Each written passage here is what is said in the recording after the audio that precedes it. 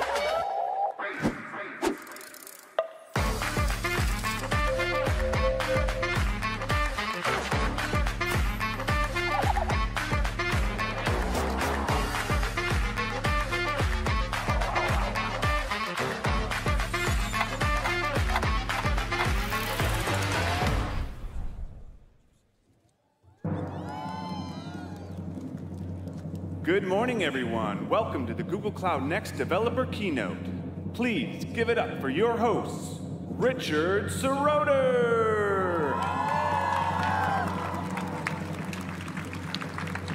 and Chloe Condon.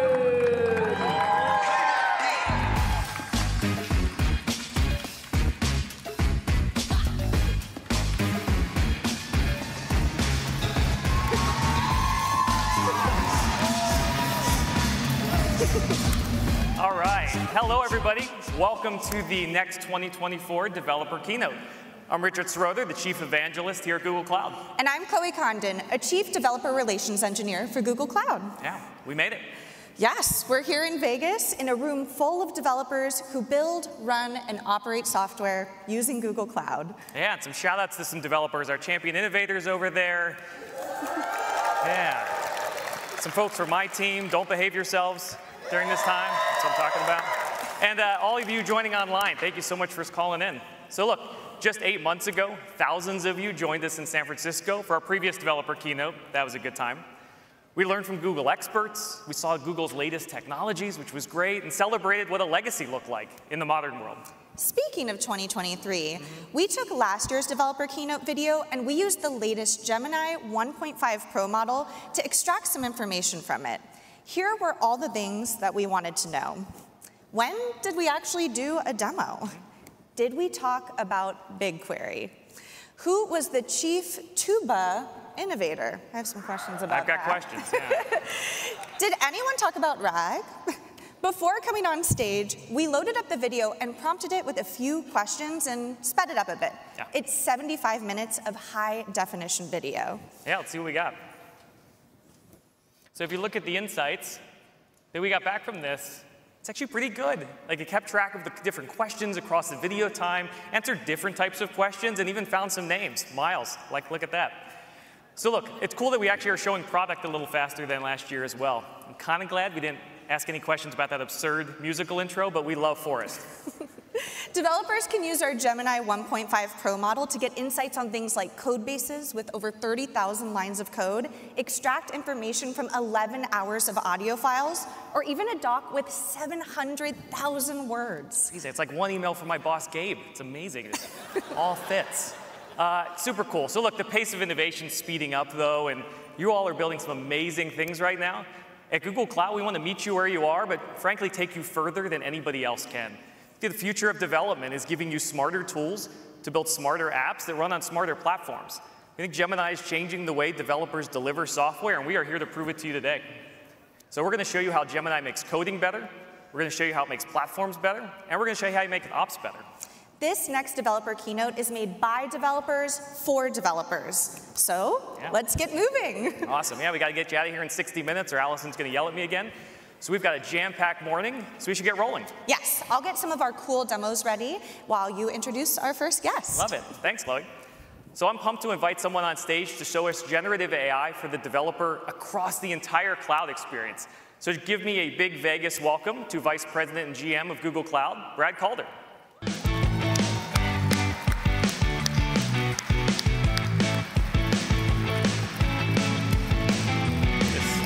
Yeah, we just can't get you off this stage. Yeah, back again. Back again. Thanks, Richard, and welcome, everybody. So yesterday we heard Thomas talk about a new way to cloud. We are helping customers build AI agents and applications. And in today's keynote, we're going to see how developers can accomplish this. But first, I want to talk about a few products I'm excited about. I know you are. Where do we start? OK, let's start with Gemini Code Assist. This is our cornerstone product for developing applications with AI assistance. Yep. It helps developers build applications in their favorite IDEs, languages, and environments. And we're making Gemini Code Assist even better by integrating the power of Gemini 1.5 Pro. This upgrade brings a massive 1 billion token context window, which is the largest in the industry. It is. Yeah, I mean, this, I think, revolutionizes how we all do coding. All of a sudden, you can look at your whole code base and add new features, do version upgrades, even comprehensive code reviews. Makes it all much better. Yep, exactly. And you'll see Code Assist used throughout the whole keynote today. Awesome. So love assisted development, you know that. But you've also been leading some pretty transformational work on how people run and operate their software. What do you have? Yeah. And for that, I want to talk about something completely brand new. Let's do it. So yesterday, we released Gemini Cloud Assist. Gemini Cloud Assist makes it easier to design, operate, troubleshoot, and optimize your application.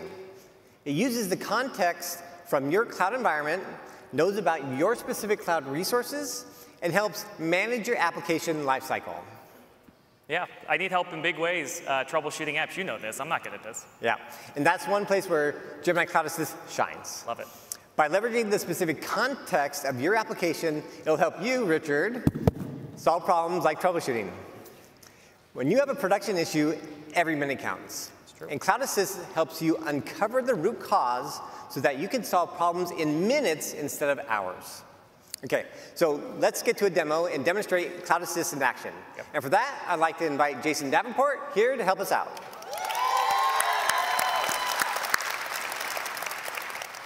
Brad, I think Richard broke the internet. That's not surprising. Not surprising at all.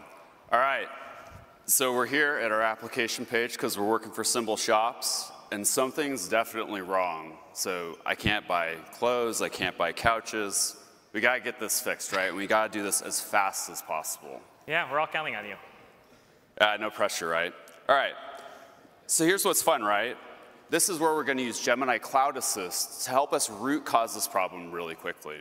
So I'm going to open up the Cloud Console here, and I'm going to start by asking Gemini to show me recent alerts for Symbol Shop app, which is the app that we just looked at. And by the way, I'm terrible at actually typing on this, so. You are terrible at that. I'm absolutely terrible. Yeah. All right. So what's really cool about this, right, is that Gemini Cloud Assist knows about all of our project features here, right? It knows about our run times, it knows about the health, and it knows specifically what's in it. And all this is because we're using App Hub to power this new experience, which is now generally available. Yeah, and what's cool here is that App Hub tracks your application's resources and dependencies. Mm-hmm. Right, and I actually now have a lead on this problem. So what we're doing is we're getting our application and service back, but I'm going to go ahead and click into this incident to see what's actually going on. So here, I'm actually looking at an incident summary page, which summarizes our problem. So it looks like we have a 503 problem with one of our load balancers. Now, we know we've seen some network problems before, and I'm not ready to blame Richard for this quite yet. Not yet. Not yet, but we should probably dig in a little bit more and see what's going on. So I'm going to go ahead and click View Logs. And sure enough, that's a lot of 503s. So to make this a little bit easier, what I'm going to do is just open one of these, and then I'm going to actually use Explain This Log Entry, which will help summarize all of these JSON elements here and just make it a little bit easier to consume. Yeah, that's fine. I figured Jason would be better at JSON, but that's not a big deal. I'll be quiet now. Just ruthless today. Absolutely ruthless. It's fine. All right. So it looks like we got something back, right? And there is a load balancing problem that we have. But let's really see something cool here, right? So what I'm going to do is I'm going to ask Cloud Assist to troubleshoot the load balancer for the error above. And what's going to happen after a few seconds is Gemini is going to start doing the things about figuring out what's going on with all of my network paths, and quite frankly, things that I would probably be in 10 screens to figure out what's going on with. And I actually get back a direct answer here, which saves me a lot of precious time and pain trying to diagnose what would be wrong with this otherwise. Yeah, and as you can see, once again, this advice is specific to your cloud environment. Yeah, and that actually makes a huge difference, right? Because we can see that we have a firewall issue in this specific project. So what I do want to make sure of, let's see when this actually happened, right? So I'm going to go in here, and I'm going to ask it to also show me recent changes to the firewall. And what's cool about this is that we're going to query all of the assets in our project to understand what were the things that are in there, and then when were those changes actually made, because we do actually have a pretty big audit trail for this. So the firewall is down again? OK, how did that happen? Every demo. I know. I change things a lot. We're going to revoke Richard's owner access after this. Yeah. All right. We do actually have a problem, right? So let's figure out what we need to do to back this out, because we want to make sure that we can actually sell things on the internet, right? That's our whole goal. This for me. All right. So the next thing I'm going to do here, because we can see this, is I'm going to go ahead. I'm going to ask it just what is the command to remove the firewall rule above. And so, Richard, you also get the post-mortem. Yeah, I'm going to use Gemini to do the post-mortem. I think it actually works. Good idea. Soon, right? All right. So we get back at command here, right? This is cool. Now, even though we're having a little fun, right, just call out, we should obviously check with our team, make sure that this is actually the right thing to do. But once we have done that, let's assume we have, let's go ahead and then fix this. So I'll go ahead and hit copy to Cloud Shell here, which actually opens up an editor, and I have my command already in here, and you can see that it already has the context of the specific rule that we're gonna get rid of. And what I'll do is just go ahead and hit enter, and then I'll go ahead and hit yes, and then this will come back here in a couple of seconds, and we'll have our problem resolved. Yeah, it's amazing. That's a game changer, right? We got to the root problem really quickly, entirely in chat. This saves you a significant amount of time. Whether you're an expert like Jason, whether you're new or terrible at this like me, it's all fine. We put Jason on the clock there because this matters, right? Every second you're offline, it impacts the business. So great job, Jason, on that one. So let's switch gears. Yeah. There we go. You're just happy that things are working. It's a low bar. There we go. Look, we saw how you'd use Gemini to help manage applications. That's great. But how else are we bringing Gemini to the entire developer experience for clouds? Yep, exactly. Cloud user. Exactly. So in Google Cloud, you expect world-class data services, and now we're extending the AI journey for developers by bringing you Gemini in BigQuery. With this, developers can build amazing analytics applications and data agents with the help of rich multimodal AI. In addition, we're making it easy to use Gemini with your data in real time with continuous queries in BigQuery. Yeah, I love those. That feels like a big deal. I think most of us know doing real-time analytics has never been particularly easy. Yeah, and that's why I call it BigQuery. Gosh, I'm rubbing off on you in a bad way. Yes, you are. Not good. So Jason, please show us an example of building a real-time analytics application in BigQuery. All right. So let's say that we're working at Symbol Shops because we just got our website back up. Thank you, Richard. All right. What we're doing here is we're going to analyze social media trends so that we can actually keep up with this and detect these trends in real time so we can respond to them and do things like marketing analysis or maybe marketing trends and campaigns. Now for this, what we need to do is actually build a real-time pipeline. So real-time in this case being that we can take our social media comments, we can extract things like topics, sentiment, and products. Then we can actually give this to our marketing team and our other data teams to use downstream. And what's really cool here that we're going to get into is how we can do this all from BigQuery with the help of Vertex AI, but with the new continuous queries feature. Yeah, I love that. Is this the tool you use to pick out those sweet kicks you got today? I mean, these things are cool, right? Yeah, those you can't fault that. Very nice. You can't fault it. Love it. All right.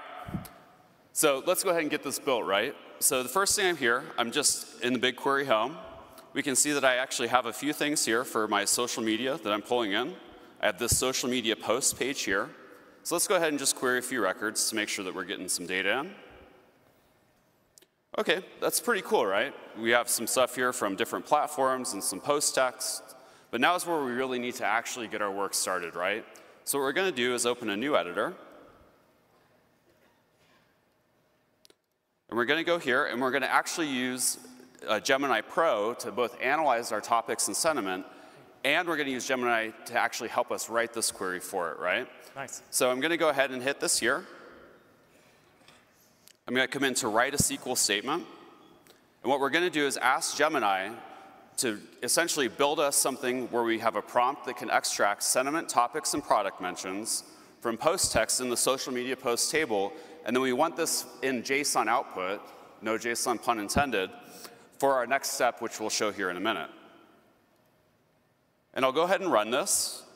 And what we can do here is see that we're actually getting back different things. And what's great here is that it's helping me with different things in SQL syntax, like different functions and things that can actually be really difficult to remember if we're working across all these other databases for it.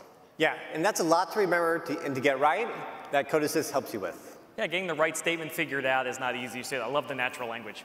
Yeah, it's great. All right, so now that we have this, let's go ahead and add it to our editor. And just to make sure it works, we'll go ahead and get a small piece here on a subset of our data. So just go ahead and run with the limit 10. And we can see here, once we have this popped up, that we have essentially the message and the payload that we want. And we also have some results from the LLM on that social media post table. And what's really cool is that in two things, this function call and then this prompt statement here, that's how we're actually calling Gemini Pro to get all of this LLM richness on our data. All right, So we have these things, we have them in JSON, now we're ready for the next step. Yeah, so how do we actually do this continuously? All right, so here's the part, Brad, that's going to be really cool. So to get this to run continuously over data, there's a couple of things. First, what I'll do is I'll remove the limit. And then I'll take this prompt here because it's not going to know everything about what's in my head that has to get onto the keyboard. So I'll go ahead and augment this a little bit with some additional things. And now what I'm going to do is turn this into a continuous query. And for that, the first thing we're going to do is come over to More. We're going to do Query Settings. I'm going to check this box for Use Continuous Query Mode. Great name. And then I'm going to select my service account. And then we have it running. Did you catch that? Yeah, I mean, that looks easy. It's just a checkbox, but there's a lot of engineering magic that the team built to do that, right? You're enabling real-time data pipelines in BigQuery, and it's fully managed by BigQuery. What's left? All right, so I promised there are only 2 steps, right? Yeah. Hold me to it. Here's what we're going to do for the second step, right? We're going to come in here, and the last piece that we're going to do is with 4 lines of SQL, we're going to actually set up this whole process to run on our data in real time, extract all those things that we talked about from the LLM, and then send all of these results to our event handler, in this case PubSub, so that our applications and data teams can subscribe to this in real time. Nice. And all that I need to do is hit run. Yeah, this makes it so easy to build a real-time processing engine. Yeah. All right. And now we're running continuously, right? Super cool. Yeah. And the last thing that we want to do just to make sure, right, that this is running on our stuff is I'll go ahead over here. We have some different results. I'll go ahead and hit run. And we can see that we're actually getting a lot of data back, which is really cool. So we can see that I have my post IDs, which are the new ones. I have some different sentiment. I have topics, and I have products as a part of that. And since all this is going downstream to our event bus, we could actually do things like find trends in all of this data and do more offline type of analysis or multimodal analysis with BigQuery and Vertex AI. Yeah. Thanks, Jason.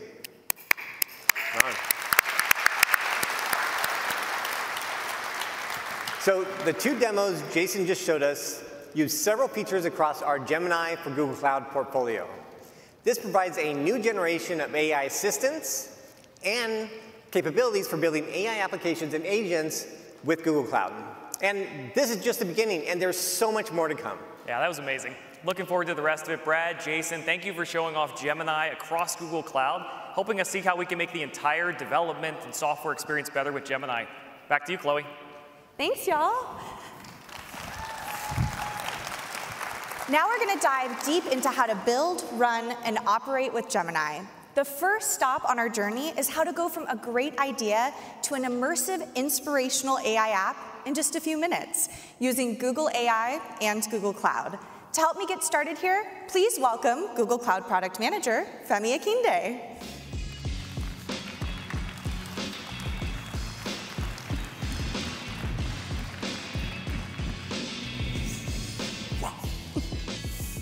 Hello, everyone. How's everyone doing?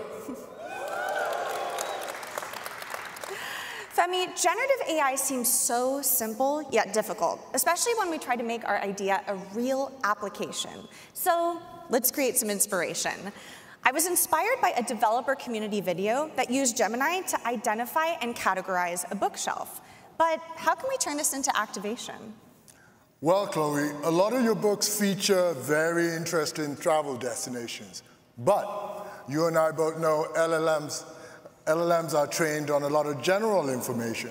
So can we get Gemini to recommend fantastic places to travel based on the books you've read? Great question. Let's load it into Google AI Studio and see if this will work. Here we have a video of the books on my shelf, and I want to go somewhere in Europe. Let's ask Google AI Studio to recommend places to travel in Europe based on the locations in my bookshelf that I have here. A multimodal model like Gemini offers so much power to classification and recommendation scenarios like the ones we have here. Okay, our prompt is back, and this is cool. We have a few recommended places based on our books.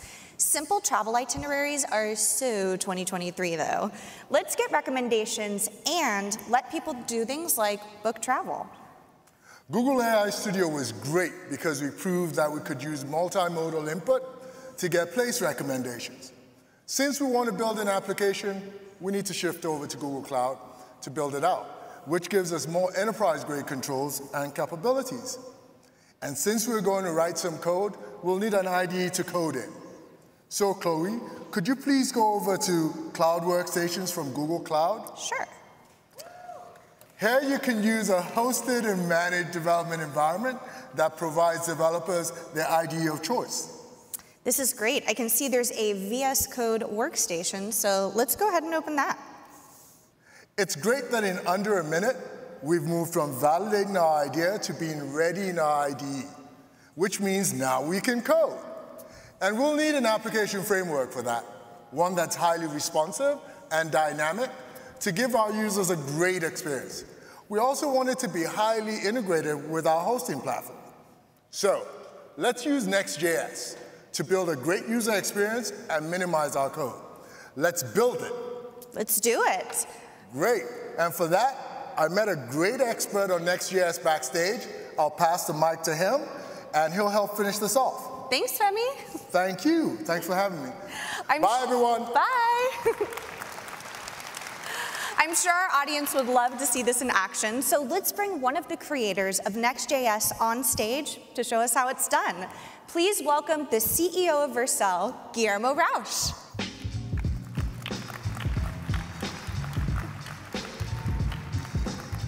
Thanks for joining us at Next. Thank you, Chloe. Happy to be here. So let's say I'm building an app with Next.js, and I want to start including AI in my development process. What do I need to think about? Our goal at Vercel is to make it very easy to create and publish applications on the web. We developed the AI SDK to simplify adding AI to any web application. All you need to know is React, Svelte, or Vue. If you're creating a Next.js app, you just need to bring in the AI SDK, your idea, and your model of choice, Gemini. It lays the foundation for the next wave of AI-native user experiences. Like a chatbot? Well, just over a year ago, we saw the first generation of AI chat. You could write a rap song or a poem and get help with homework. But the models were only as smart as the information they were trained on. So they couldn't answer real-time questions like, what's the weather in Vegas? Not a great experience. So developers quickly got around this limitation. With retrieval-augmented generation, along with tools and function calling, we made our AI applications more powerful and reliable.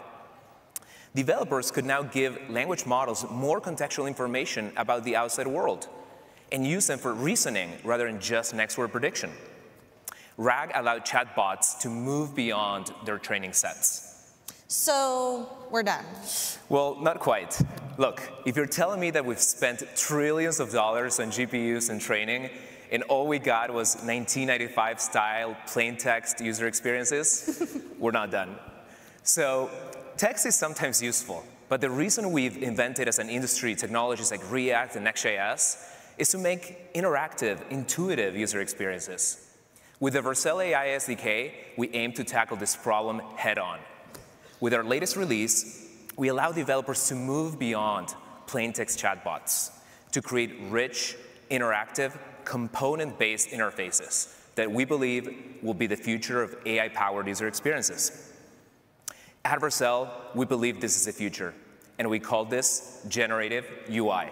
I see what you did there. So let's take your starting point of books that help us plan travel, which is a great use case for LLMs. So as you can see here, we have our repo with a Next.js chatbot, of course. It's built with the Vercel AI SDK, already running, as well as some basic code from Gemini. Let's make this interactive with the ability for users to select their destination, pick flights, seats, and even pick hotels. Great. How would we do that using tools and responsive components? All right, so first, we focus on our actions.tsx file over here. So this file has a React server action that calls the Gemini model using the Vercel AI SDK to get a response. So for more information about everything in the file, you can use Gemini Code Assist to explain the file. So this helps break down everything that happens here so you can read and translate programming concepts. To make our app, we have components for listing flights. We have components for choosing seats. And because we're using the AI SDK with Next.js, these are regular React components, which means I get all of the benefits of using React. So instead of simply returning a result, we define a series of React server actions which use Gemini. So this does two things. Number one, we can now dynamically fetch external data for the user. Number two, we can pass that data and return it into React components to render. That makes building this app pretty easy. So let's say this is ready to go, and we deploy it. Can we try it out? Yeah, so let's go through the flow. OK. All right, so let's highlight the components. You have a recommendation, and you want to go to Rome. So when I ask to book a flight to Rome, we get this awesome flight list built in a React component instead of boring text, of course. So the component is streamed on demand, so it doesn't blow the JavaScript bundle with lots of client-side code. And when I select the flight, even better, it calls Gemini again with a React server action. So this time, Gemini decides to call the show seat picker tool, which gets the user current seat, but also lets them change it. So remember when we said that we could do better than just text? So we're doing that here, mixing both text and React components to make something truly immersive. So when I go to change my seat, my selection can be made available back into the model. We could even build checkout and boarding pass React components to demonstrate the kinds of useful, stateful, and even agent-like experiences that are now possible, even integrating other Google APIs like flights or payments. This is so rad. I can't wait to share this with others so they can book personalized travel experiences from books. I have to say this is a really great experience. And as we continue to improve it, our code is automatically built and published as a Vercel app. Incredibly fast, secure, and available around the world. We're excited to help move the needle here through the Vercel AI SDK and Next.js and unlock generative UI for everyone. Great. I'm so excited to see what new experiences developers will use these tools for. Everybody, give it up one more time for Femi and Guillermo. Thank you so much. We just showed you how to take your AI application from idea to reality quickly using Google Cloud and partners like Vercel. We also showcased why multimodal models unlock so many possibilities and how function calling makes LLMs even more impactful for end user experiences. And shared how AI charge frameworks like Next.js help simplify the development process with support from Gemini models. Now we're going to pass things over to Richard to cover the next step of delivery with AI, getting things running and deployed. Thank you, Chloe. That was awesome. Yeah, clap for Chloe. That's good. So that was a great look at developing with AI. Now to help us talk through running and improving our production AI apps, please help me welcome Google Cloud Developer Advocate, focused on running things at scale, and she's the co-host of the Kubernetes podcast, Caslin Fields.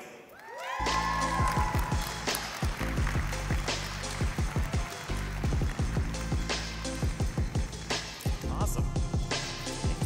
You got more claps than Chloe on that one. That's nice. So Caslin, look, I need a production-grade generative AI agent or app. How do I make it? That is the question of the moment, isn't it? Let's dive in. Okay. So a generative AI agent is essentially an app stack like any other. But I'll show you the differences as we go. Awesome. Did you just add LLM? Is that the only difference? No? OK.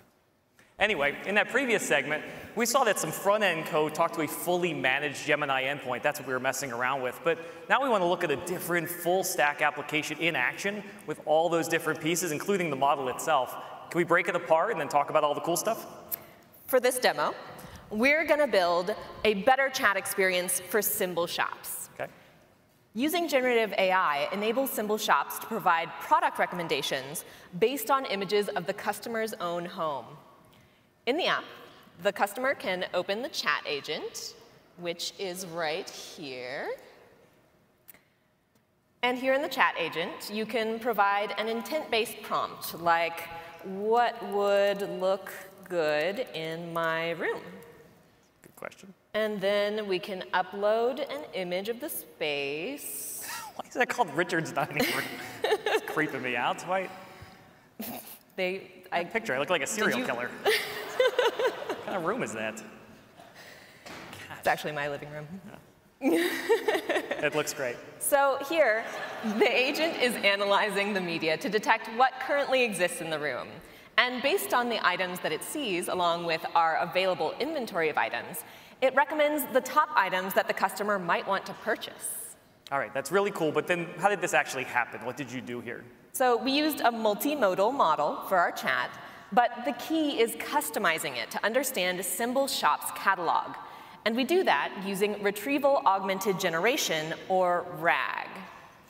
And here's the user flow. Okay. To analyze our image, get our products, and then create the top recommendations for the user. Okay, so let's show developers what this looks like. They can see what's familiar, what's new for anyone building this kind of software. Building these types of apps will be more familiar than you might think. By the way, you all can deploy the demo that we just shared if you want to check it out. Let's talk about the components of our system. Okay. You can think of these like services in a modern app stack. Here are the main logical components. Data ingestion, which we use to get data, calculate embeddings, and store embeddings as vectors in a vector database. Serving, where we receive prompts, call the LLM, and validate responses. And quality, where we continuously evaluate the actual performance of the LLM. And then we connect everything together in a vector database like AlloyDB. When you take these top-level items and then show what Google Cloud products we actually use, it very quickly looks like a common application architecture, except that this one serves a great generative AI experience for our end users. Yeah. Yeah, what I love about this is it can be as complicated or as simple as you need it to be based on the use case. Exactly. And we've published an architecture, if you want to read up more in our Architecture Center, to use this pattern for your own use cases. All right, so there's a lot there, but let's drill into two of the key components, the model and the database. What can you tell me about what you picked and how they work? With all the choices out there, it's important for our dev community to understand the options and the opinions. We picked Gemini for our LLM because multimodality is really needed for this use case. Next, let's talk about the database, which is kind of the glue between all of these systems. Sure. Almost all the databases here at Google Cloud have some level of vector and embedding support. We picked AlloyDB because it has vector support, it's 4 times faster than regular Postgres in transactional workloads, and we're already using it. So this makes it easy for us to focus on the chat experience. I'm completely shocked that you picked Gemini. That was, didn't see that coming. But actually, the most curious thing I have is in the database. How does that really support RAG? We've heard about it, but can you show this in action? Yeah. Let's pull up the database in the new AlloyDB Studio, where I can connect to my instances databases in the Google Cloud console. So in here, the first thing that we'll look at is in our product table. If I run this command that I already have up here, well, query, you can see that it shows me the product information. And some of this information is also the vector embeddings, the vector representations of our product descriptions. And these vectors can represent text or image meaning in the same vector space. Okay. So what you're saying is that when I want to find related meaning across data, I can kind of search across images and those product descriptions in a single query. You got it. I learned quick. Next, let's look at how we can quickly search for products using a query with vector search. So in this query, I'm searching for a recommendation based on my natural language input, which is here. So AlloyDB has direct connections to Vertex AI so that it can manage the process of converting my language in this query into an embedding. Then it searches all of the embeddings in the database to find similarities. And lastly, it returns the top 3 relevant products. So this is a way that we can use RAG. Yeah, makes that room look better. I love how simple yet scalable all this is in a single database engine. That's great stuff. Now tell me how we wire this up for serving. I got to serve this out. So for our infrastructure, we're using GKE, aka Kubernetes, because we already use it for our web app. And specifically, we're using GKE Autopilot. So it automatically scales based on user demand. We can also deploy clusters and services across different regions as we expand our global reach. Last, let's talk about the application framework. Okay. For that, I'm going to tag in someone whose app dev work I really admire. Please help me welcome Spring Developer Advocate from Broadcom, Josh Long. Right. Thank you, Kevin.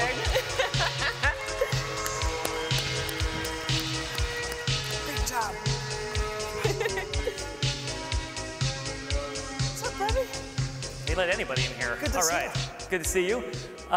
Look, we don't have a ton of time, so I want to talk about applications and fast applications and fast AI applications. Can you help? Absolutely, Richard. I want to tell you why Spring is the best way to run any Java thing in production. And what we just did to make it easy to run Spring with Gemini and Vertex. That's great. Super cool. So I have a scenario for you. We just saw from Caslin, it's kind of AI powered. We saw chat, we saw these other things, we saw UI. But what about when I need scale? I want an API, right? I want to have partners and app builders use that. And while we love that Python is great for a lot of AI work, it's democratized, right? We're making it good for all devs, Java devs, and others. Spring is still my love language. So how do we use Spring Boot, Java, and Spring AI, the new project, to build this sort of AI-enabled API? Well, Richard, I like to talk fast and code fast and make production containers fast. So let's do this fast. Let's build it.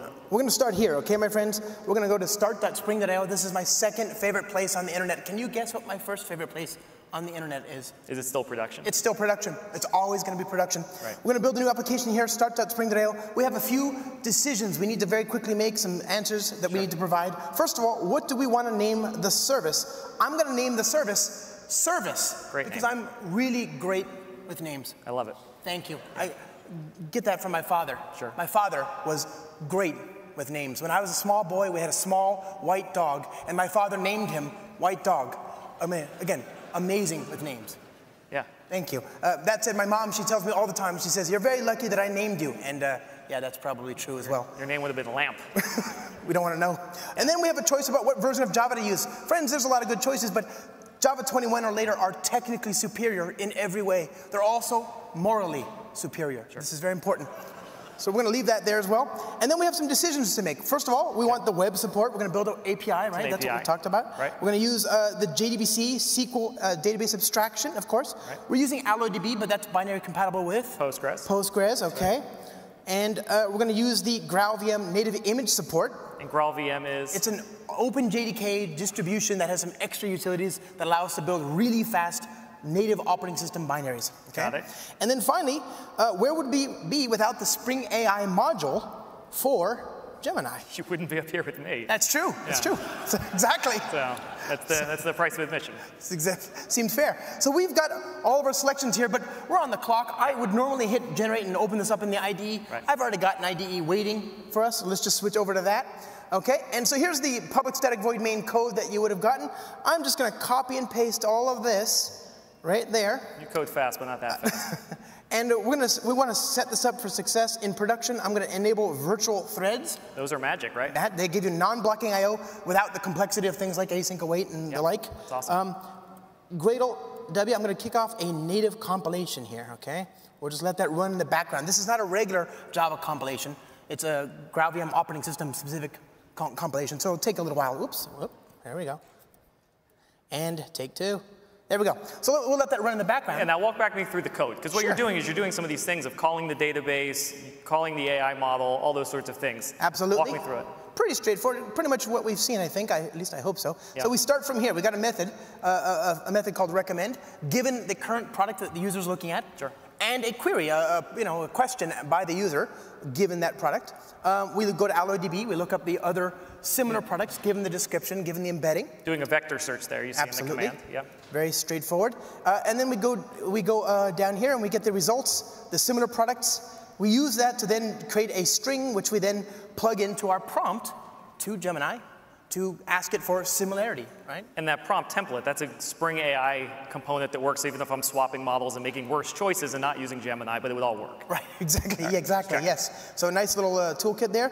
And then we send that off to Gemini. It gives us a response. It gives us the ID of the product in particular. Yeah. We then use that to do one final lookup in AlloDB to return the result that the user asked for. Now, if I don't have a Josh Long available. Exactly. And I got handed this code, this could take me a long time to digest. can we ask a little bit get a little help potentially here? And, yes. Ask Gemini for some help, maybe? So we can ask it some questions here. Yeah, might have to hide our little window there. Yep. Okay, let's see, this down there. Nope, or maybe Gemini doesn't want to help me. There you go. Sign into Google Cloud. Well, it's okay. I don't want to do any of those things. So we'll go to the console here. It's run. It's already run. So let's show me, this is a super small binary, right? Right. So we go to the build directory. Build native compile. Going to run the program like so. Yep. Service up and running. There you go. That started comically fast for a Java application. Super fast, and it's tens of megabytes of RAM and all that. And now I want to actually make the request, so I'll just call the API that we just created. Yep. And we get a nice response. Look at that. Look at that, a nice leather chair. So this was actually using modern native Java to talk to a database, augment a request, and then give us back a lightning fast response. You can use Graal VM images, like Cloud Run, and containerized images. It's amazing. I love it. So all the things you saw today, this is legit ready-to-use tech to prove that RAG and these architectures are actually not that hard. We have a jumpstart solution you can use today that creates this RAG system in under 15 minutes, and you can try it out. So look, we covered a ton of ground here. We looked at how we can build agents and apps with RAG and LLMs. We got our app running in GKE, and we used some cool AI frameworks. So we are working to give you the most innovative and integrated stack for model training, serving, grounding, and more. Thank you, Kazlan and Josh, for a tour of this modern runtimes with AI. Thanks for having me. Love it, man.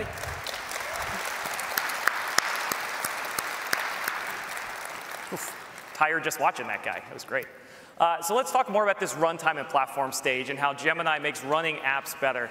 Can you all join me in welcoming VP and GM for our cloud runtimes, Ken Goldberg. Hey, Richard. Hey. Thank you for being willing to hang out with me today. I wouldn't miss it for the world. I know, it's why you're my favorite. Don't tell Brad. Han, I think you have some things you want to show us, things you're excited about when it comes to Gemini, making platforms better. That's the second reason why I'm here. Okay. So, Google runs billions of containers in production, and it has to be smart about how to run at scale. The same is with our customers, as they continue to create and deploy more and more software. We think AI can help us create and run modern apps. Maybe Jason can help us here again. He's good at that. Ah, already here. So let me maybe start with Cloud Run. Yeah. Cloud Run is an amazing service for running your applications and agents at scale and to innovate really fast. But we also heard some folks tell us, hey, can you make it simpler to bootstrap an architecture? And guess what? We did just that. Yeah, so you're talking about making it easier to spin up a complete service, not just one Cloud Run service, right? Exactly. Yeah. Look at this new canvas we are now shipping in preview. Using Gemini Cloud Assist, I can ask for the architecture I want and get back the right components with default settings, including the container image used for Cloud Run. See how I then configure each component here, starting with my service, where I can add my own image, and then configure other components like my database and even load balancer. Nice. I can also use natural language to modify the architecture. Maybe we should add a cache layer to my app. You're making good choices. Then we simply hit deploy, and our application will be created on Cloud Run. It's awesome.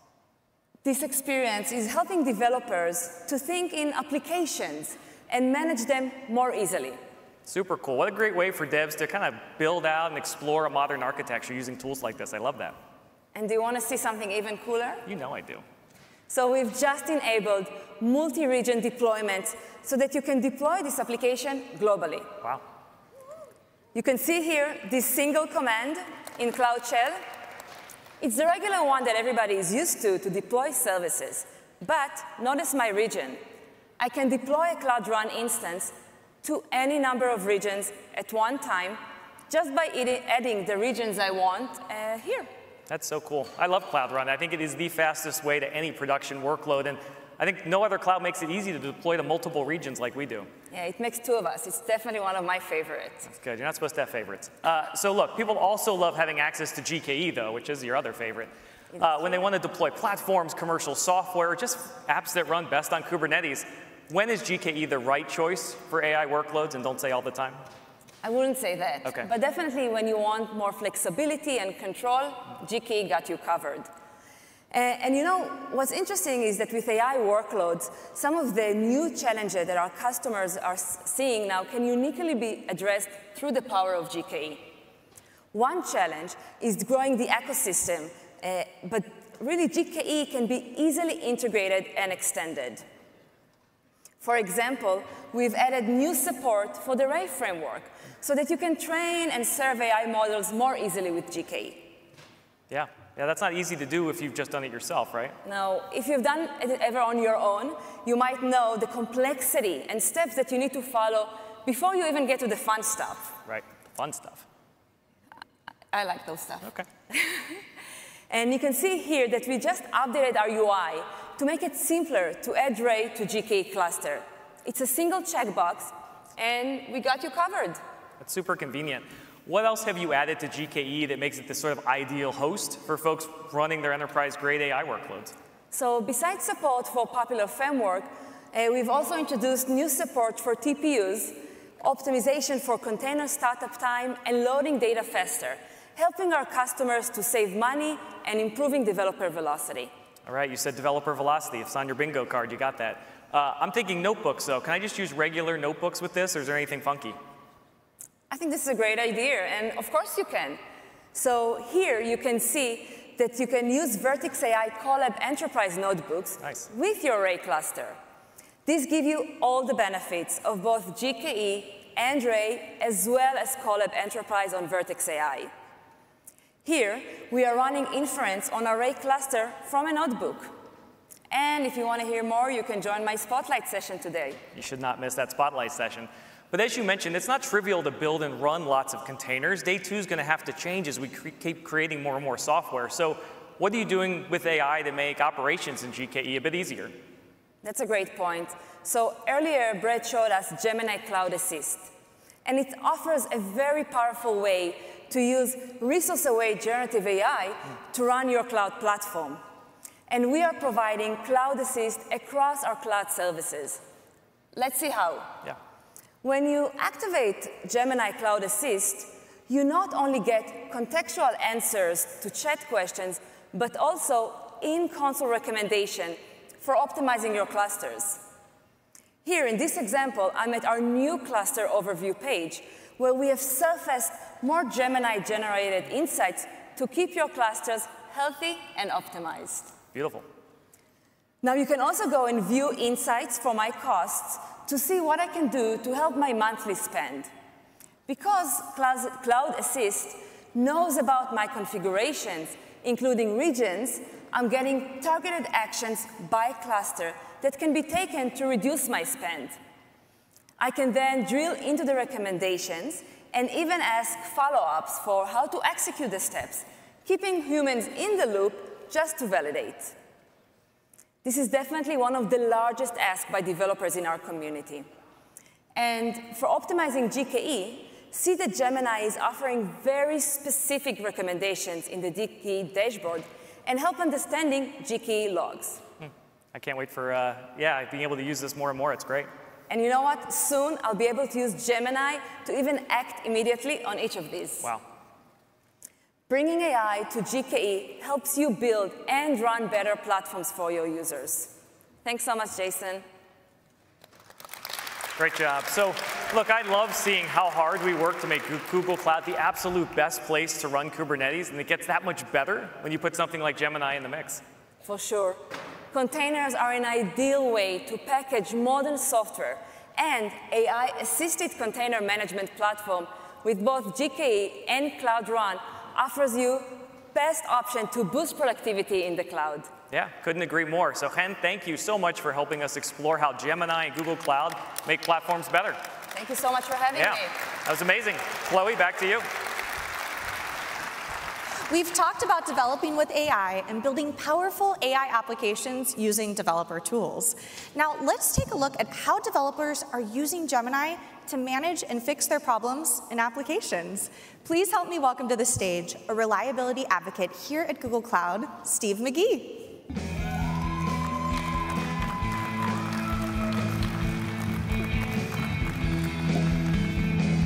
Welcome, Steve. Hey, Chloe. Nice shoes. Check it out. Hey, thanks. Totally not planned. A lot of teams out there are getting ready to ship their first LLMs to production, but might not know where to start or what's needed when they get here. Little help? Sure. As we build things like the RAG app we just saw, we now have a new operational control to consider: prompts. We always want to be improving our prompts, their text, their parameters, or which model they're built for. These prompts are written right into the code of the app. They are code.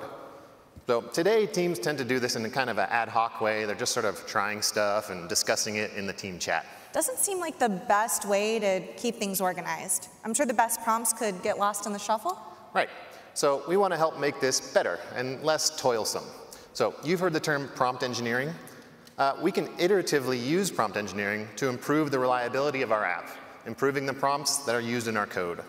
Teams operating these apps should now be able to follow a loop like this: detect the poor performing user interactions, extract examples of these poor interactions, update the prompts, and then compare the new prompt's output to what was there before. Then we can deploy that new prompt safely using existing CI/CD systems. Okay, so I could do all this in my notebook, but I imagine it's harder when working with a big team in production? Totally. That's why we're introducing these to Vertex AI: prompt management and prompt evaluation. Now you can see in real time how changes to your prompts are working, kind of like a before and after view. So let's see how this works in Vertex AI when a prompt is underperforming. So here we now have a My Prompts view, and we're going to look at one here. It's just called rugs. And I'm just going to switch tabs to speed things up a little bit. So here you can see you can edit your prompt, you can run it, you can see all of the parameters on the side, and here's the response. Can we understand this response? Is it really easy to diagnose what's going on? I think it could be a little better. Could be a little better, I agree. So here's our new UI for comparing prompts. We can add a new prompt. We call this like a new candidate. And I've pasted in a new one here that's a little bit better. So the structure here that we've made it better with is we're giving it some context, we're giving it the job to be done, and we're also specifying the format. So instead of just this stuff at the bottom that our app needs, we're able to investigate it with all of this extra data, and we can see, yeah, this looks like it's making good suggestions, right? So we're able to determine if it's correct or not. And we have the scoring at the bottom. In this case, the fluency went up. This looks much better. This is like real English. A lot more context, a lot more information. That's right. So what do you think about this one? Should we keep this one? This looks great. Let's lock it in. Cool. So we can do this thing that's called use as ground truth. So if we set that, we can make a few changes if we need to over here and hit save. Now, if we look over on the left, there it is. We have our ground truth set, and we have a new thing here at the bottom. If you notice, there's a rouge and blue score. Those basically say how close to ground truth are we. So the system will be able to build more responses that are closer to our ground truth over time. So I think we're pretty good. Should we ship this? Let's do it. All right. So like I said, we're just going to take the code, and we're going to push it into production using our existing CI/CD system. So we're using Python here. We're just going to copy this, and we're going to paste it into a repo, and our CI/CD system will pick it up, and it'll just make it out into production, and that's it. Great. So we have a history of all the prompt ideas, and the best one is safely in production. Nice. So AI apps like this can produce emergent behavior, resulting in novel issues like we saw today. So teams need to be ready to adapt. In fact, there's an SRE prod verb that I really like. May all your incidents be novel. Thank you, Steve. I think I know someone else who agrees with that. Thanks, Chloe. Thanks. Let's welcome to the stage a leader in the operations community and the co-founder and CTO of Honeycomb, Charity Majors.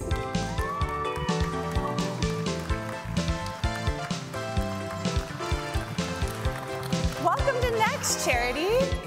Thank you. I'm so happy to be here. Charity, you've been such a major leader in the software engineering community. So first, let's talk about your approach to observability, improving systems, and how that all shows up in Honeycomb. So at Honeycomb, we make next-generation observability tools to help software engineers understand the code that they write. It's about being able to explore whatever's happening at the intersection of your software, your infrastructure, and your users, and being able to go from a super high-level view of your system all the way down to very granular and precise details like every single user's experience. Is that why you've always been so adamant that observability isn't just monitoring with a new name? Yes. Yes, our systems used to fail in fairly predictable ways. But this is no longer true. Our systems are dynamic and chaotic. Our architectures are far-flung and diverse and constantly changing. You don't know what users are going to do with your app. And the old ways of resolving issues just don't work anymore. So our tools help you deliver faster, higher quality user experiences, leaving you ultimately with more time to focus on your business instead of firefighting. Sounds pretty cool. How would I see this in action? Let's do this. So you've already shown us applications running in GKE in a controlled environment. However, we'll need to add some chaos to showcase real challenges in observability. And how do we get some chaos? Users. So we wired up real honeycomb traffic to the Gemini model. And this right here that you can see is a stream of real user requests in Honeycomb. We have this tool called Query Assistant right here that uses generative AI to create Honeycomb queries. So you can ask questions about your code using natural language, like which users have the highest latency, and get back a relevant query and result. Even if Honeycomb queries are easy to write, I have to imagine that natural language is even easier to write, right? Definitely, absolutely. And this Query Assistant tool, like the thing that I just used, was backed by the Gemini model for these. So we are looking at a record of real Honeycomb users using the Query Assistant to understand their code, and we're now going to use Honeycomb and the Query Assistant tool to debug problems people are having using Honeycomb and the Query Assistant tool. So you're using Honeycomb to debug Honeycomb. It's very meta. So like most people who have built and shipped products using LLMs, we've found that generative AI does an amazing job most of the time. When it doesn't work quite right, there's a very long tail of possible reasons why. Isn't it precisely the kind of problem that observability is designed to solve, dealing with the unknown unknowns? It is, yes. Observability is all about unknown unknowns. So we can't just jump to a log file because we don't know what we're searching for or looking for yet. So instead, we start with service level objectives. Here we have an SLO that's an error budget for one of our SLOs for Query Assistant. It's called availability. And this particular SLO is one where we've instrumented the entire operation, all the way from when the user hits enter, through the RAG pipeline, through programmatic prompt construction, the AI model call, response parsing, response validation, query construction, and submission to the query engine. And by the way, this is how we really do debug this feature in production. So it's a powerful feature, but there are a lot of places where things can go wrong here, yes? Well, that's the thing. Like, if you think about the flow that I just described, there are a lot of opportunities for error, and we haven't even started to get into all the ways that no one can break. I mean, a lot can go wrong, and we have no hope of knowing in advance how it could break. Makes sense. So how can I figure out what happened and what to fix? So as you can see here, we're currently producing a working query 95.6% of the time. For those of you who work in generative AI, that's pretty good. But I would like to understand the remaining 4.4%. What's going on? So let's scroll down to the view where the magic really happens. Like, we call this the SLO bubble up view. What bubble up does is it looks at every single query assistant request, and it compares every single dimension between the requests that violate the SLO against the baseline events that satisfy the SLO, and then sorts and diffs them so all of the differences bubble up to the top. Basically, it tells me what's different about the things that I care about. You're basically exploring here. Yeah, I don't know what the problem is, but we're getting closer, right?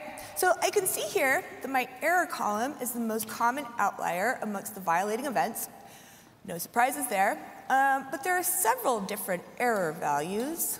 Let's dig into one of them to learn more. Unexpected end of JSON input. That doesn't sound right. Let's use the Query Assistant to explore the responses. Let's look at the responses, get those, and okay. So when oh my goodness, how do I scroll to the, they changed the mouse, how do we scroll? Do you know how to scroll? Yes, here we go. to the. Oh, yes, here we go. You're a genius. Thank you. OK, so when you look at the specific error, it looks pretty clear that we are truncating the responses. Like, that's not valid JSON, right? So now I'm wondering if our config limit is to blame.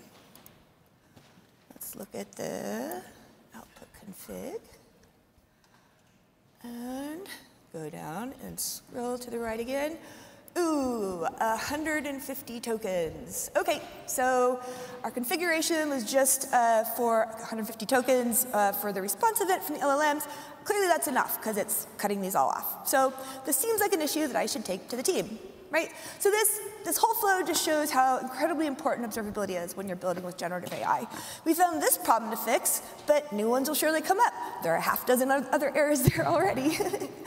But when you can use SLOs, identify something that you find interesting, and then slice and dice and explore your data like this, you can really quickly get to the bottom of any issue, even if it's completely new and unknown to you. This really showcases how I can use observability in my new application. Here we've done a few things, shown you how you can better understand and adapt prompts running in production with Vertex AI, and learned about different failure patterns and how system observability can help us make our platforms better. Thank you, Charity and Steve, for joining us today and for sharing with our audience how AI is shaping modern ops and observability. Now I'll throw it back to Richard to introduce our final special guest. Thank you. That was awesome. So let's talk about how Google and our partners are doing some pretty fantastic work bringing generative AI technology to you. We're going to pick one here, so please help me welcome the engineering manager at Hugging Face, Philipp Schmid.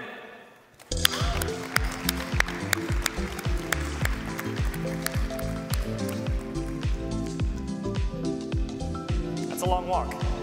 Good job. Good to see you. You're doing so much to enable our developers and developers everywhere to use Gen AI. Thank you for that. Yeah, and we are excited to have Google Open Developed models available alongside powerful integrations into Google Cloud. Yeah. How about we jump in and I show you how to train and deploy models directly from Hugging Face to Google Cloud? I love that idea. Show me how it works.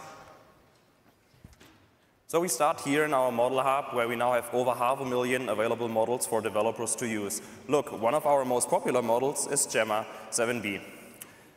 At the model card, we find helpful information about how the model was used, how it can be trained. Yep. We can even see how well it does on benchmarks. And we can directly try it. Let's see what Murph is her favorite. My name is Murph, and my favorite color is red. That's fantastic. Once you find a model you would like to train, such as Gemma, we can directly do this by clicking on Train Google Cloud. Choosing this option gives us Colab notebooks available in Vertex AI, where we can perform instructions, fine-tuning, or further train our model. I love that. So what if I like the model as is on Hugging Face, and I just want to deploy it? I don't want to train it or do anything else. If you directly want to deploy the model, we can select Deploy next to Train, Google Cloud, and then we are provided with two options. We can one-click deploy our model to Vertex AI, or get step-by-step instruction on how to serve the model with GKE and GPUs using Hugging Face text generation inference. And we are pleasant to announce that we are bringing Deploy on Google Cloud option to thousands of Hugging Face available models. I love that. That's great. So, yeah, there we go. That's awesome. So what if I'm starting in Vertex? So you started in Hugging Face. What if I'm starting in Vertex, but I want to use all of those types of models running there? What have we done there for you? Yeah, so if you are starting in Vertex, we have the new Deploy from Hugging Face options. There you go. With hundreds of available Hugging Face models to select, deploy, with tested configurations for Vertex AI and GKE. Yeah, that's amazing.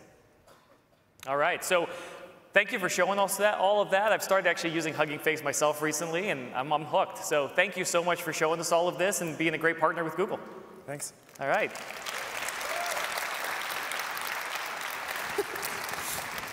All right, Chloe, that was pretty awesome. So many different demonstrations that put AI into context, right? Honestly, it's not about AI. It's about how AI makes what we do better. So no one is putting AI into the center of the developer experience quite like Google is. Agreed. I learned so much from all our guests, but I wonder what the major takeaways are.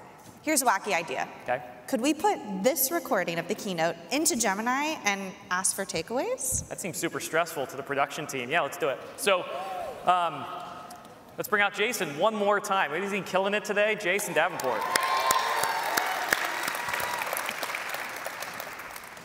All right. Richard, I kind of had a feeling you were going to make me do this. You wanted one more time. So what we did, we took a good subsection of this. We took about 627,000 tokens worth of video from the first part of this keynote. Wow.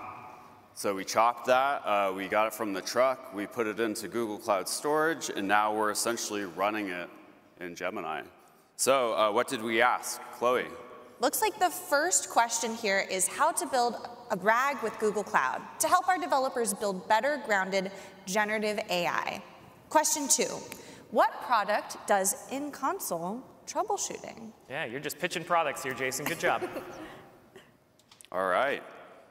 Look at that. Look at the results. Yeah.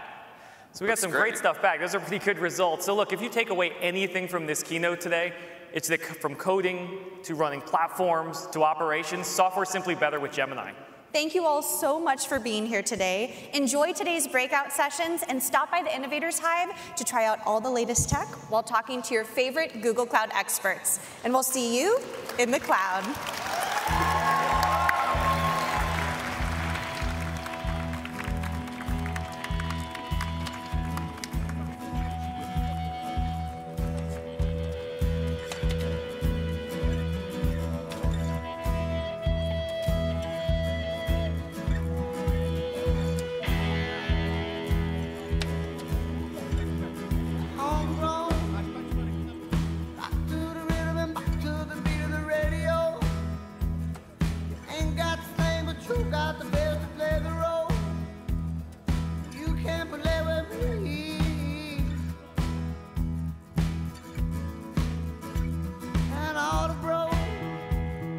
Try for the curtain, try for cheddar, tie close.